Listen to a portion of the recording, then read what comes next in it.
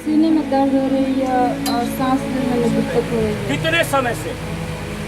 वही 2-4 महीने। अभी गहरी सांस लीजिए, गहरी सांस लो और लेके रोको रोको, छोड़ो। अभी कैसा लग रहा है बहन? अभी ठीक है। बिल्कुल ठीक लग रहा है। कैसा लगा जब प्रभु की सामर्थ आपके ऊपर आई? कैसा लगा? कैसा अनुभव हुआ? ठीक हुआ। ठीक लग रहा है। कितने समय से आपको तकलीफ रही बहन?